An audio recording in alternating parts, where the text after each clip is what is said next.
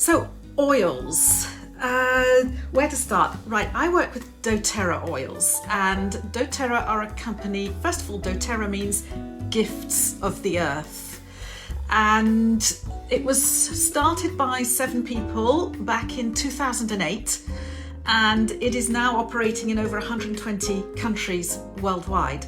But what I love about these oils is the fact that they work with local harvesters, local growers, local farmers all around the world, because the oils, I don't know how much you can see of these things, but basically the oils are sourced from over 45 countries from around the world. And why are they sourced from these countries? Well, it's where the plant grows best, where the soil is best for it, because that's where it grows naturally, where the climate is best, where the altitude is best, and they prefer to work with the local growers and small farmers, not the big farmers, but the smaller ones, so that they can actually have an impact on the community, because where possible, it's also with developing countries where they work in a co-impact sourcing program, whereby they pay the growers on time, they pay them fairly, they make sure right from the beginning about the quality, that they've got the right seeds, if it's, you know, growing the plants.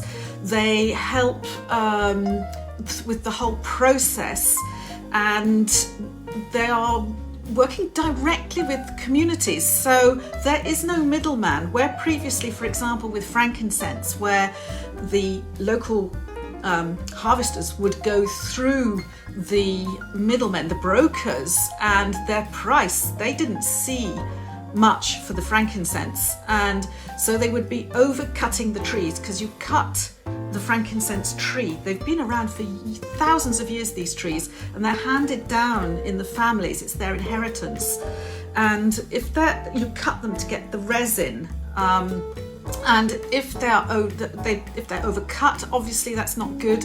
And so doTerra, they work with certainly the community in Somalia, where they have built hospitals, working directly with the local communities, so that they get the money that the frankincense is worth.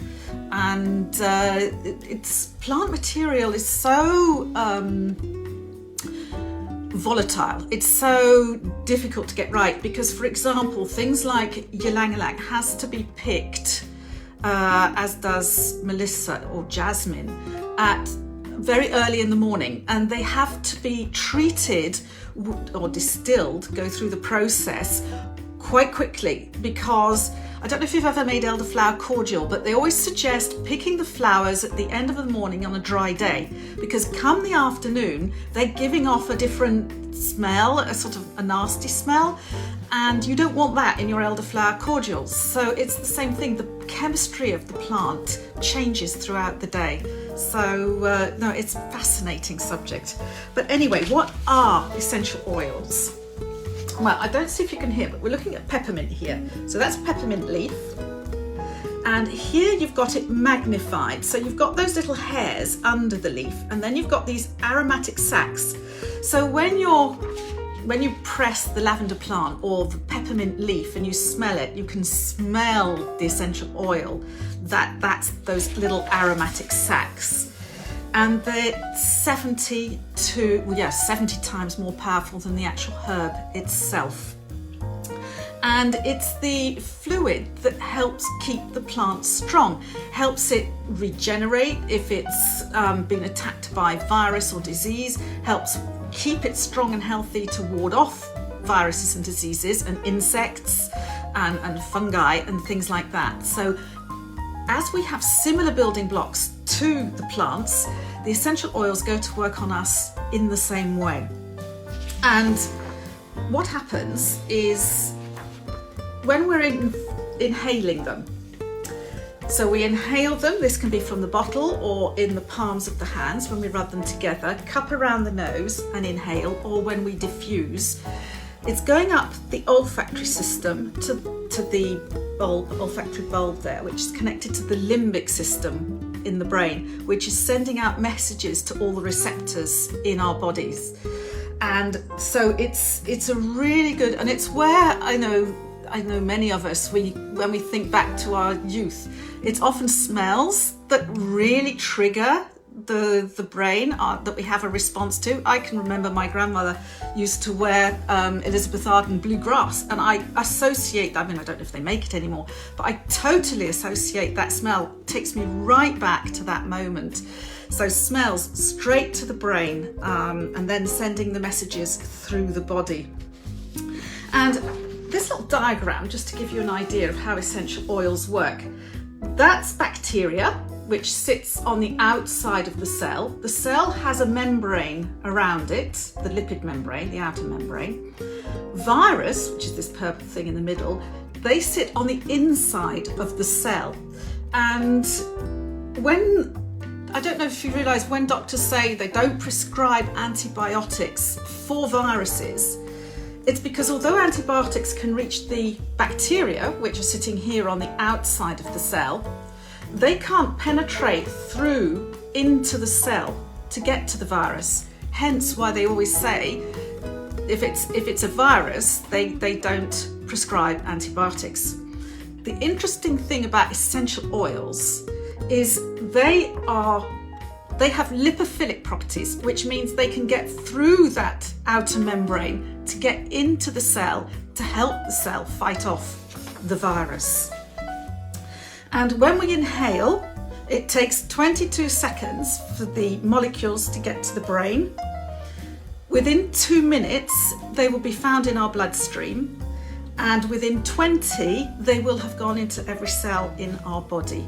And to give you an idea of that, I don't know if you've ever tried it. I've not tried it, but I do know people who have.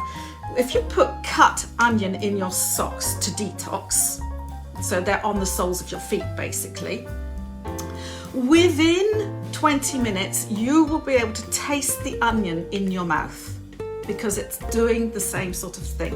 It's going up through the cells in the body. So that's to give you an idea how the oils work.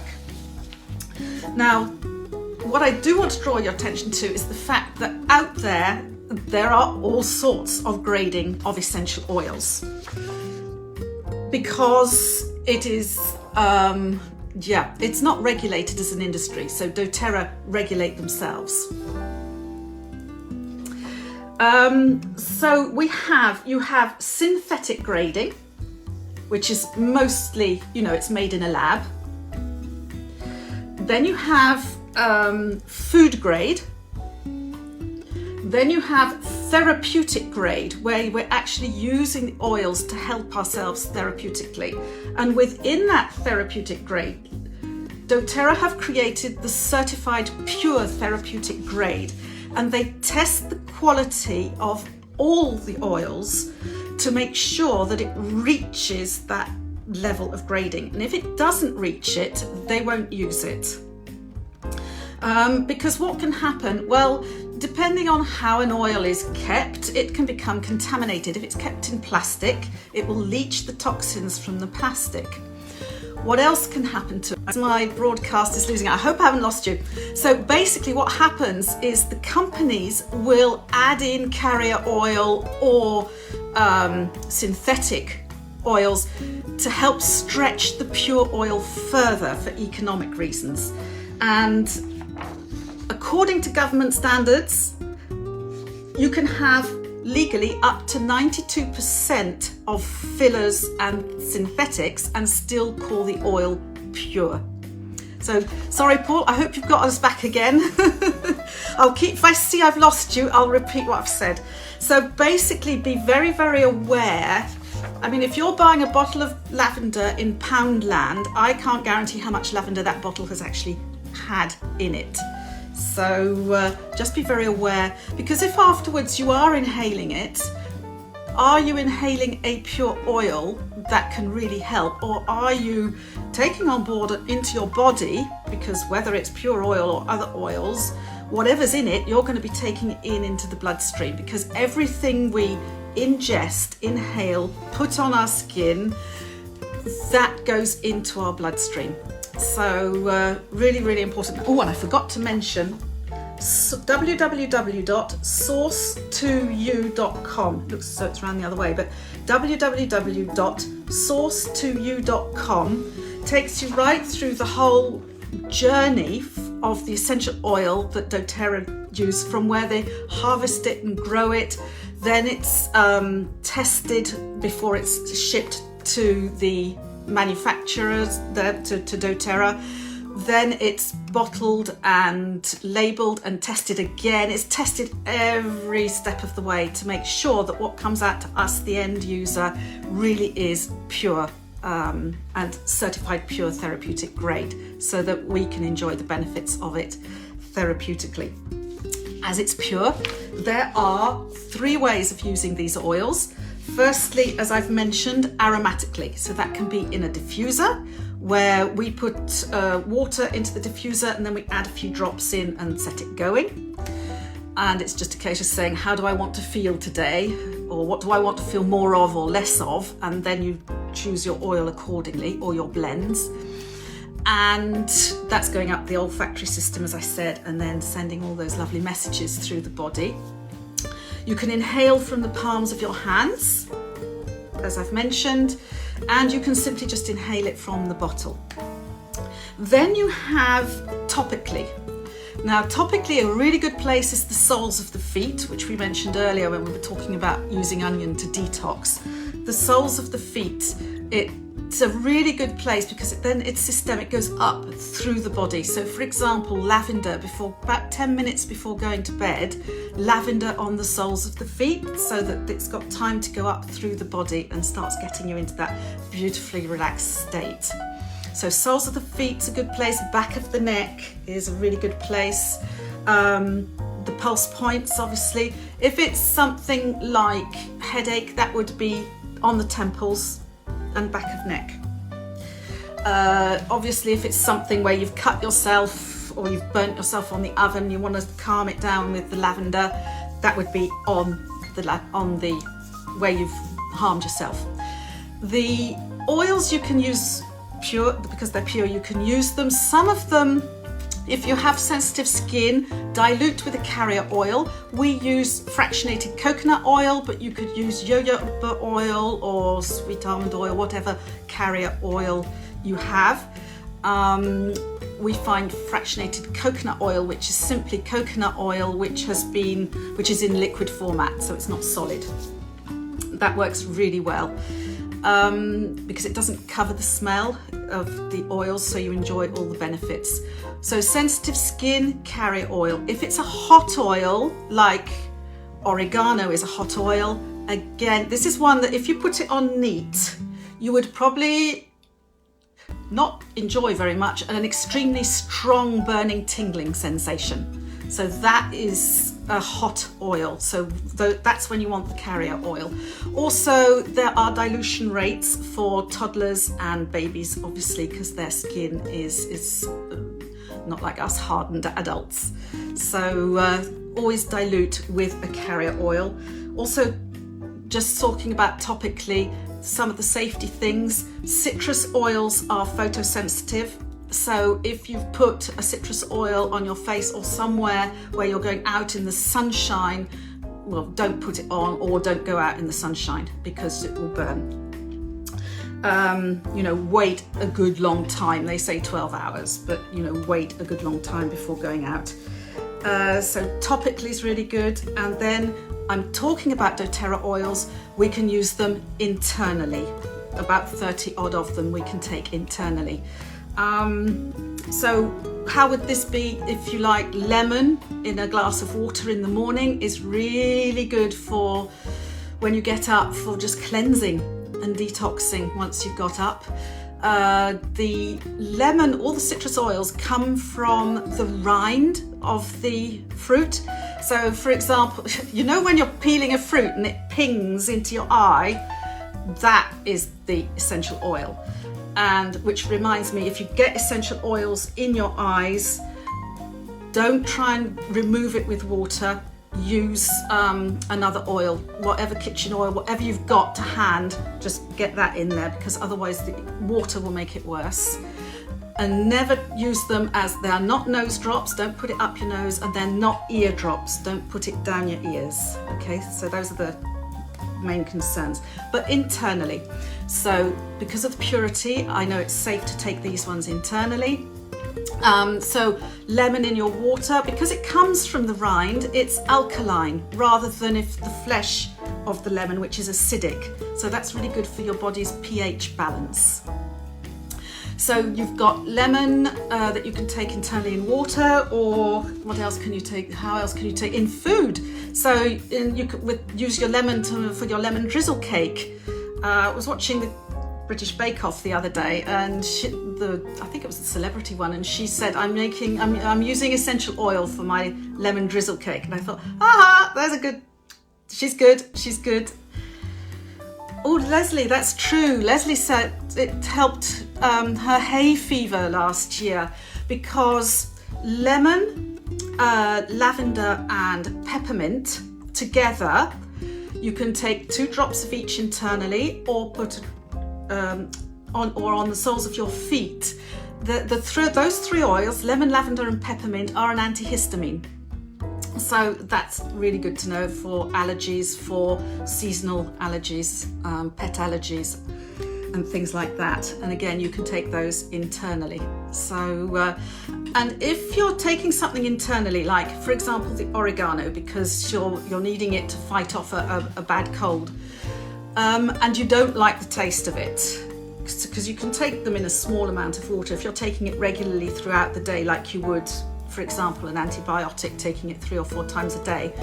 If you don't like the taste of what you're taking, you can put it into what we call a veggie capsule. This is a capsule that doTerra do, but you could also get on the high street, which you just open the capsule, put your drops of oil in, close the capsule, and then take it with water internally. And then it goes straight to hits the spot internally. So just 3 ways: aromatic, topical and internally are 3 great ways of using the oils. So I've mentioned peppermint, so just to say how energizing, it's cooling and energizing, peppermint. So instead of your coffee, you could have peppermint in water. You could also, it's also good for digestive things, so you could have it as your tea in tea, you know. And again, because these are so strong, these oils, I would suggest sort of for tea, maybe dipping a cocktail stick in a standard bottle and swirling it in your water, because you might find a full drop is too much. We're going to be working with the little sample bottles that you got, and the drops are much smaller in those. 3 drops from a sample vial is the equivalent to 1 drop from here. So if you were to just tap the bottom and put just 1 small drop into hot water, or add it to green tea, or to get peppermint tea, that would be a way of doing it. So peppermint, energizing but also cooling. So for us ladies who have hot flushes, or if it's a really hot day and you're really feeling it, peppermint is really good. I remember Keith, my husband, he's bald, and we'd gone out. At the time I had a car where the roof, one of those roofs that slides back, a sunroof, and we'd gone out, and I think he caught too much sun because he was really suffering afterwards. And I said, peppermint's really cooling. Now he inhales peppermint every morning, because when we do the peppermint experience, you'll see when you inhale it, it just clears those airways. And he's always struggled with his breathing, so he inhales it every morning. And because he knows it's also cooling, and I said, and he uses it as well on his sinuses, I find it too strong on my face, so I put fractionated coconut oil with it. But he puts it straight on with no issues. So he decided he'd do the same. When I said, oh, take the peppermint, that'll work, he put it on his head, which of course is far, far more sensitive than his face. And he went, wah, because he felt that tingling sensation. But it was only for an instant before he said, oh my goodness. And he had felt it just cool him right down. So rather than on your head, I'd suggest on the back of your neck for cooling down in the heat. Or making up a spray like we're going to with peppermint, and then just spraying it on you. Peppermint and water, really cooling. So good for the cooling, good for energizing, good for digestion. Trying to think of all the other, and yeah, for your breathing. Really, really good for clearing out the airways. Lavender, I'm going through the lavender. I know we're not doing it later, but just to give you, I'm keeping an eye on the time because I don't want you to get short of time. Lavender, I have to say, because it's one of the basics and is part of the lemon, lavender, peppermint series. And it is so good for calming, for stress. And I mean, a lot of us have gone through a lot of stress in the last year, and lavender for many has been a godsend. So diffuse it, inhale it on the back of the neck. If it's head tension from stress, where peppermint would work for a really bad headache, lavender can also work. So, or even put the lavender on first and then the peppermint on top as a driver to get for headaches. Really, really good. For skin irritations, so stings, bites, I mentioned burns from the oven or the iron. I'm so bad at that, so I'm often putting the lavender on for that. Trying to think what else beats the bone. Anything itchy. So if in the summer those mozzies have been at it, put the lavender on. You'll find it works a treat. Oh, and peppermint, great for the insects. Keeps the ants away, keeps the spiders away. So a really, really good one. And, you know, use as well for gardening. You can use essential oils in your gardening. But let me not digress. Calming for the emotions, yes, and for nighttime on the feet to get a really good night's sleep, on the pillow, in your bath with some Epsom salts, the lavender, it really is good. And then I've mentioned the lemon briefly as a detox for cleaning, but it's also really good for cleaning your kitchen surfaces, as is wild orange that we'll be speaking about later. So you can use it in a glass bottle with some lemon, water, vinegar for your windows, for your surfaces in the kitchen, as a degreaser, excellent degreaser, and really good at getting rid of sticky stuff. I have used it neat to get rid of, what's that one, super glue. I had some super glue that had leaked onto something in the fridge, the plastic surface in the fridge, got it off using the lemon oil. So really, really good. Diffuse it because it's uplifting. All the citrus oils are uplifting, but if you want to get focused, get the brain going, lemon, wonderful one to diffuse. So yeah, cleaning and generally it's just really good to detox. Really helps to clear out the kidneys and things, the liver. So those are the main. Sorry if I've rushed a little bit towards the end, but I wanted to cover as much as possible because before we then go across and make up our spray bottle. This is one that I use for something else actually. I'll just show you how to use it. I use On Guard, which is the really good for supporting the immune system and making sure that, you know, is warding everything off. It's what I diffuse a lot, especially over this last year, for supporting the immune system and, you know, stopping any bugs and germs that are going around. So I use it in water on my countertops and everything. So yeah, beautiful oils. Of course, oils have been around for centuries and centuries. We know that, and there's a reason for it. It's a lovely way of looking after our health, both our mental fitness, but also our physical well-being. So really good. If you want to learn more, we do they're free online classes where we go through, or sessions if you want, where we go through the 10 core oils, and then if you want to learn more about getting hold of them, we also cover that. We do 3 a week where people from all over can listen into. Tuesday at 1 o'clock in the afternoon, Thursday at 7 and Saturday at 12 midday. So if you want to listen in on any of one of those, do get in touch with me and then we can arrange to get you the link. So yeah, been lovely talking live with you.